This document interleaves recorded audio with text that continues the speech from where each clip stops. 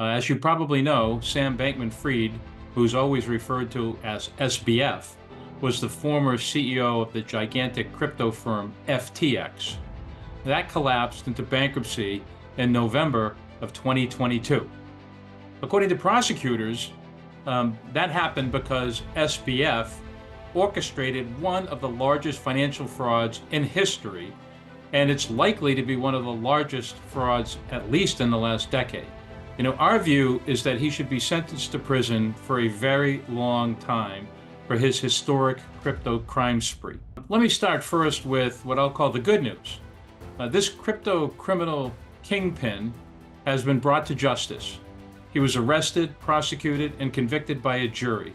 And that is good news because often financial criminals get away with their crimes. But the bad news is that the prosecutors dropped innumerable additional charges related to his massive illegal campaign finance conspiracy to buy politicians, influence elections, and get Washington to sell out the public and do his bidding. Prosecutors actually alleged that he made unlawful political donations to over 300 politicians and political action groups, amounting to in excess of $100 million. It is believed to be the largest ever campaign finance offense. This was a direct attack on our democracy by SBF and his many co-conspirators. And yet, unfortunately, this has all been swept under the rug. Inexcusably, it's been treated as unworthy of prosecution by the Southern District of New York, and that's wrong. Additionally, SBF didn't do any of this alone. His numerous widespread criminal activities required dozens, if not hundreds, of others to help and enable him. And we have yet to see whether or not any of them, including those who pled guilty and testified against him, will be appropriately punished for their crimes. Most importantly, if the claim of equal justice under the law is to mean anything, white-collar criminals simply must be severely punished, and that includes SBF and his co-conspirators. Long prison sentences simply cannot only be for street crime and those unlucky enough not to be born to a life of privilege like SBF and too poor to afford SBF's lawyers, consultants, and PR shills. If the white-collar crime spree in this country is to be ended, justice must be served from the suites to the streets. Now, the government is recommending that SBF get a sentence of 40 to 50 years in prison. Interestingly, the Federal Probation Department is actually recommending that he get a 100-year sentence. No surprise, SBF's high-priced lawyers are arguing for a sentence of only 5 to 6-ish years. They're claiming he never valued or desired great personal wealth or status. Well, of course he didn't. He already had wealth and status and privilege.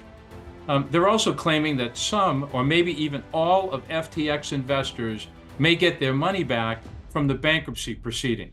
That's irrelevant.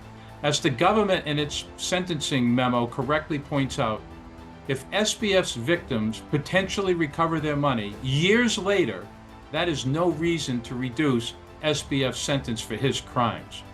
And some so-called experts are arguing white-collar criminals like SBF shouldn't get long prison sentences. They claim they have no impact on crime rates. Well, we totally disagree. Frankly, we think that sending even just a few CEOs and other executives to prison would cause an outbreak of legal compliance in all of finance. And the only way to actually punish and deter crime is by clawing back all the fraudsters' compensation, barring them from the industry, and when appropriate, like here, sending them to prison for a very long time. If that becomes the expectation for anyone who breaks the law, that will not only deter crime, but it will restore Americans' faith in the justice system. I mean, seriously, just imagine if corporate criminals were sent to prison at the same frequency as street criminals were. Do you really think there would be so much law breaking in the financial industry? No way. They wouldn't risk losing all their money and their cushy mansions and their private helicopters and their private elevators. They're not going to risk that. They'd start obeying the law. So taking such action consistently against white-collar lawbreakers is the only way to actually end the crime spree on Wall Street. In a just society where the rule of law is supposed to apply to all equally, Long prison sentences simply cannot be reserved for street crime, and hopefully SBF sentencing on Thursday will be long and will begin a trend of that happening in America.